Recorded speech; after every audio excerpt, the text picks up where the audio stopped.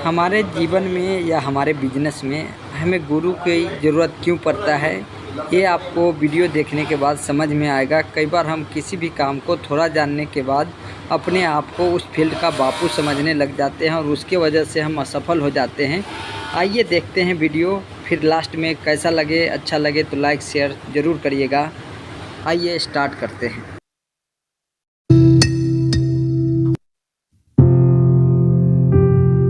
एक गांव में एक मूर्तिकार रहा करता था। वो काफी खूबसूरत मूर्तियां बनाया करता था और इस काम से वो अच्छा कमा लेता था। उसे एक बेटा हुआ।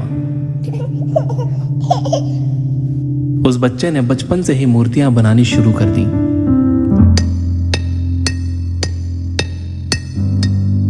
बेटा भी बहुत अच्छी मूर्तियां बनाया करता था और बाप अपने बेटी की कामयाबी पर खुश होता था। लेकिन हर बार बेटे की मूर्तियों में कोई ना कोई कमी निकाल दिया करता था। वो कहता था, बहुत अच्छा किया है, लेकिन अगली बार इस कमी को दूर करने की कोशिश करना। बेटा भी कोई शिकायत नहीं करता था। वो अपने बाप की सलाह पर अमल करते हुए अपनी मूर्तियों को और बेहतर करता रहा।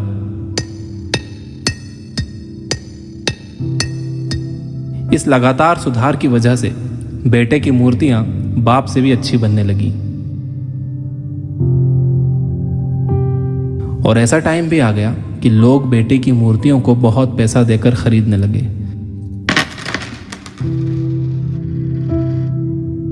जबकि बाप की मूर्तियां उसकी पहली वाली कीमत पर ही बिकती रहीं।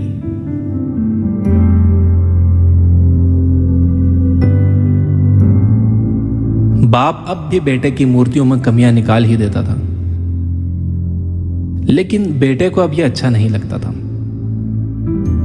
और वो बिना मन के उन कमियों का एक्सेप्ट करता था, लेकिन फिर भी अपनी मूर्तियों में सुधार कर ही देता था। एक टाइम ऐसा भी आया कि जब बेटे के सब्र ने जवाब दे दिया।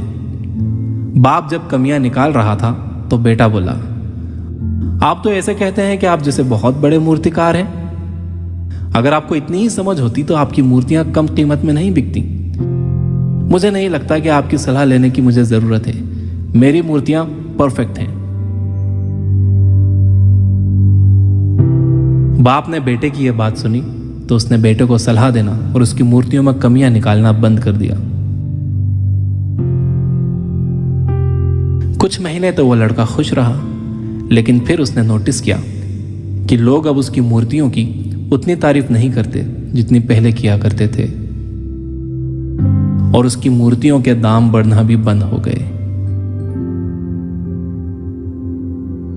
शुरू में तो बेटे को कुछ समझ नहीं आया, लेकिन फिर वो अपने बाप के पास गया और उसे इस समस्या के बारे में बताया। बाप ने बेटे को बहुत शांति से सुना, जैसे कि उसे पहले से पता था कि एक दिन ऐसा भी आएगा। बेटे ने भी इस बात को नोटिस किया और उसने पूछा, क्या आप जानते थे कि ऐसा होने वाला है? बाप ने कहा, हाँ, क्योंकि आज से कई साल पहले मैं भी इस हालात से टकराया था। बेटे ने सवाल किया, तो फिर आपने मुझे समझाया क्यों नहीं? बाप ने जवाब दिया, क्योंकि तुम समझना नहीं चाहते थे। मैं जानता हूं कि तुम्हारी जितनी अच्छी मूर्तियां मैं नहीं बनाता। यह भी हो सकता है कि मूर्तियों के बारे में मेरी सलाह गलत हो, और ऐसा भी नहीं है कि मेरी सलाह की वजह से कभी तुम्हारी मूर्ति बेहतर बनी हो।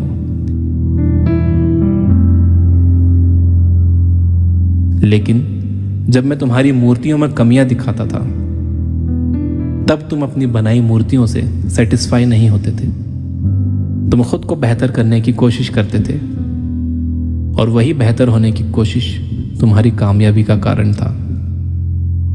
लेकिन जिस दिन तुम अपने काम से सेटिस्फाई हो गए और तुमने यह भी मान लिया कि अब इसमें और बेहतर होने की गुंजाइश ही नहीं है, तुम्हारी ग्रोथ भी रुक गई। और लोग हमेशा तुमसे बेहतर की उम्मीद करते हैं, और यही कारण है कि अब तुम्हारी मूर्तियों के लिए तुम्हारी तारीफ नहीं होती, ना ही उनके लिए तुम्हें ज़्यादा पैसे मिलते हैं।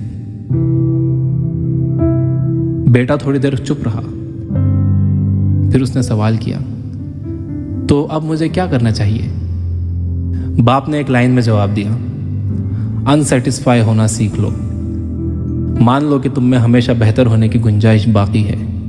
यही एक बात तुम्हें हमेशा आगे बेहतर होने के लिए इंस्पायर करते रहेगी, तुम्हें हमेशा बेहतर बनाते रहेगी। समझ में आया?